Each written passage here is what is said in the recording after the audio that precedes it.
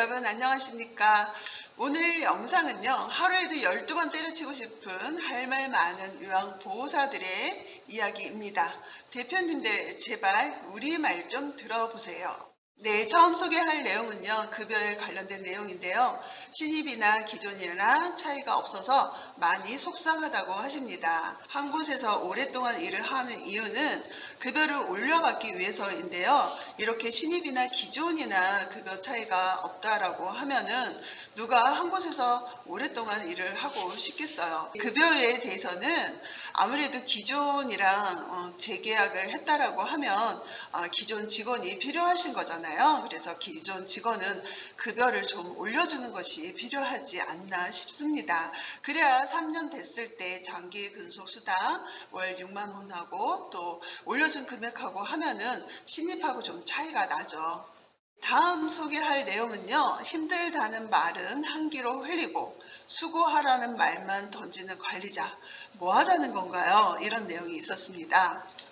최소한 힘들다라고 얘기를 하면 어떤 도움이 필요한지 물어보고 좀 함께 문제를 해결하려고 좀 노력을 해야 되는데 선생님 그러게 힘들겠네. 어떻게 뭐 선생님이 좀 더 수고해 주셔야지 이러고 가버린다는 것이죠. 이럴 때 요양보호사 선생님들은 이런 생각이 든다고 합니다. 내가 나 힘들다라고 푸념하는 게 아니라 이러다가 요양원에 어르신들 사고 나겠다라는 뜻에서 얘기를 한 건데 어떤 해결책을 제시하지 않으니까 이러다 진짜 사고 나겠다. 적당한 때를 봐서 그만둬야겠다. 이런 생각이 든다고 합니다. 다음 내용은요. 이분 말 틀리고 저분 말 틀리고 어느 장단에 춤을 추라는 건가요? 제발 딱 정해주세요. 이런 내용이 있었는데요. 요양원에 어르신이 새로 입소하게 되면은 집중 배설 기록지를 써야 되잖아요. 그런데 국장은 이거는 간호가 하는 일이다.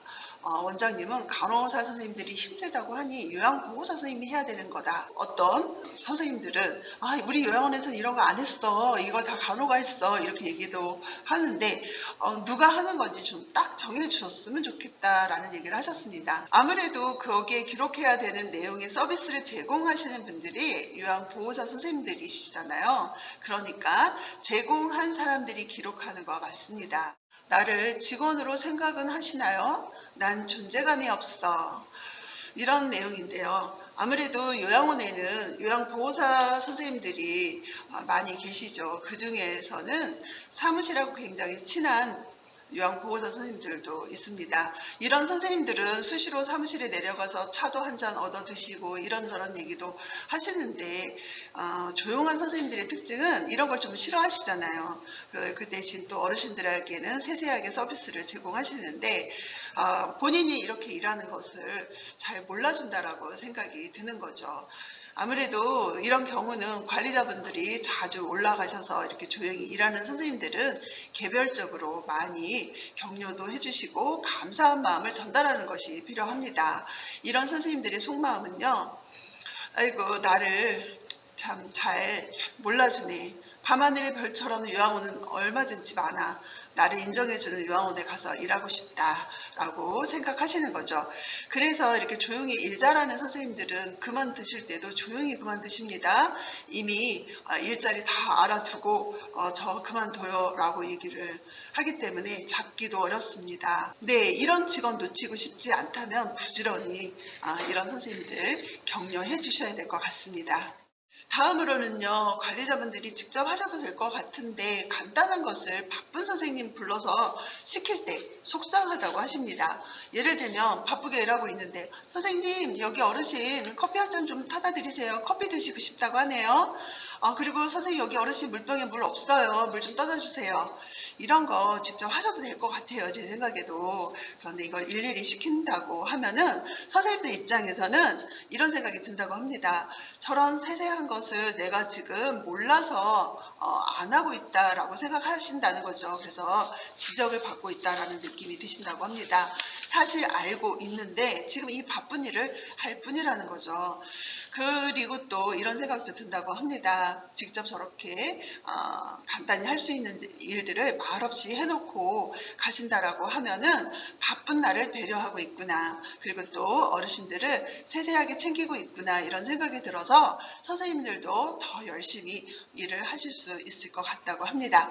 참고하셔야겠네요. 네, 다음 내용으로는요. 사달라고 하는 거 좀 빨리 좀 사주세요. 우리 집에 가서 안 써요. 이런 내용들이었는데요.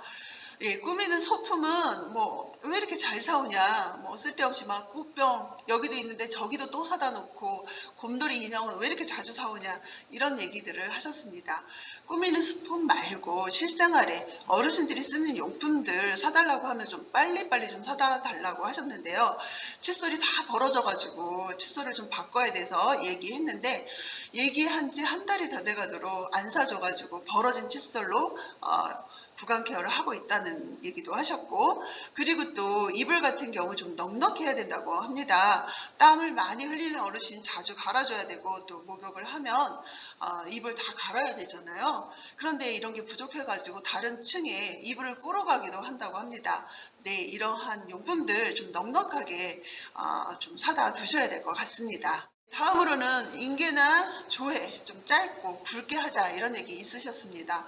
잔소리처럼 무슨 말을 하려고 하는지 알아들을 수 없는 말들을 질질 끌면서 시간만 낭비하고 있다, 이런 얘기를 하시는데요. 밤새 일하셔서 힘드십니다. 귀에 하나도 안 들어온다고 합니다. 짧고 굵게 인계하셔야겠습니다. 네, 다음으로는요. 요양보호사 선생님들은 바빠서 정신이 없는데 사무실 직원은 커피를 마시면서 히닥거리면 정말 야속해요. 이런 내용입니다. 이 내용을 말씀해 주신 요양보호사 선생님의 사례를 그대로 전달을 하면요. 요양보호사 선생님이 어르신의 목욕을 마치고 몸이 흠뻑 젖은 상태로 급하게 가지러 갈 물건이 있어서 사무실에 갔는데 선생님들이 커피 마시면서 낄낄낄거리고 있었다고 합니다. 그 중에 한 선생님이 선생님 뭐 가지러 오셨어요? 아, 그 물건 저기 있어요 하면서 손으로 가리켰다고 합니다. 그래서 그 물건을 가지고 올라오는데 왠지 야속하고 눈물까지 났다고 합니다. 네, 요거는 좀 아니죠. 사무실도 바쁜 일을 마치고 잠깐 즐거운 시간을 가질 수 있죠. 그래도 몸이 흠뻑 젖은 요양보호사 선생님이 무언가를 가지러 왔을 때 그래도 직접 찾아주는 신용이라도 해야 되지 않을까 싶네요. 다음 소개할 영상은요. 좀 전에 소개한 영상하고 반대되는 상황인 것 같습니다. 폭풍 같은 일이 지나고 차 한 잔 마시는데 한가하다고 생각해서 이 일 저 일 막 시키더라고요. 네, 관리자가 올라왔는데 선생님들이 차를 마시고 있다라고 하면은 한가하다고 생각해서 일을 시킬 수 있죠. 이럴 때 선생님들 속상해하지 마시고요. 급한 일이 아니면 요 차 마시던 거 다 마시고 할게요. 이렇게 하시면 어떨까요? 이번 내용은요. 아무래도 요양보호사 일을 처음 시작할 때에는 대소변 처리 돕는 게 제일 걱정이 되죠. 그런데 막상 일을 하다 보면은 대소변 처리하는 게 제일 어려운 일이 아니라 오히려 걸음걸이가 위태위태한데 화장실을 자주 가는 어르신 그냥 가만 냅둘 수가 없잖아요. 가서 부축을 하든지 지켜보든지 계속 낙상하지 않게끔 돌봐야 되는 거, 이런 것들이 또 어렵고, 그리고 또 식사를 잘 안 하시는 어르신들, 삼키지도 않고 뭐 식사를 물고 있다든지 이런 경우 식사는 드려야 되는데 연화곤란 때문에 이렇게 식사 수발이 어려운 어르신들도 있고, 그리고 인지가 있는데 다른 어르신 돕느냐고 굉장히 바쁜데 이 인지 있는 어르신이 자기도 좀 뭐 좀 해달라고 계속해서 요구사항을 얘기할 때도 힘들고, 어디 힘든 일이 한두 가지겠어요. 모든 일이 다 힘들죠. 이렇게 힘든 요양보호사 업무는 다른 직군들의 도움도 많이 필요한 것 같습니다. 다음 내용을 보도록 하죠. 다음 소개할 내용은요. 요양보호사들이 위생원이 있어도 청소까지 해야 하니까 너무 힘들다라고 얘기하셨습니다. 어떤 선생님은 청소해야 되고 어떤 선생님은 또 목욕을 시켜야 되고 어떤 선생님은 어르신을 돌봐야 되는데 이렇게 청소까지 하니까 돌봄의 손길이 부족할 수밖에 없겠죠. 이런 부분에 대해서도 요양원하고 직원들하고 좀 이야기를 해서 문제를 좀 해결할 필요가 있어 보입니다. 네, 다음은 조모사 선생님들에게도 한 말씀 하셨습니다. 경관식이라든지 약은 직접 주라고 하셨는데요. 없을 때는 줄 수밖에 없지만 있을 때는 직접 와서 줘야 되지 않냐 이렇게 말씀하셨습니다. 다음은 사회복지사 선생님들에게도 한 말씀 하셨는데요. 왜 프로그램 해달라고 부탁하고 사진까지 찍어달라고 하고 바쁘다면서 내려가냐라고 얘기하셨는데요. 그럼 우리가 바쁠 때는 기저귀 갈아주고 목욕시켜줄 거냐라고 얘기하셨습니다. 제가 아는 사회복지사 선생님들은 프로그램을 다 진행하셨거든요. 그런데 이렇게 프로그램 진행을 바쁘다면서 요양보호 선생님들한테 맡기는 사회복지사 선생님들도 있나 봐요. 사회복지사 선생님들이 프로그램은 당연히 진행하고 네, 도움을 달라고 하는 것은 할 수 있죠. 당연히 또 도움 주는 것은 요양보호사 선생님들의 일이죠. 네, 이렇게 전적으로 프로그램을 맡기는 것은 아니라고 생각합니다. 네, 다음은 요양보호사 선생님들이 자질이 안 되는 요양보호사 선생님들에게도 일침을 가하셨는데요. 입장 바꿔 생각하면서 일해라. 그리고 괜히 다른 요양보호사들까지 욕먹이지 말고 제발 집에 계세요 라고 말씀하셨는데요. 입장 바꿔 생각하면서 일하라고 하는 부분은 그리고 막 소리 지르고, 그쵸? 어르신에게 강제하고, 이런 서비스를 나중에 요양원 들어가서 받고 싶으냐? 그러니까 어르신이랑 입장 바꿔서 생각해 봐라. 라는 내용이었습니다.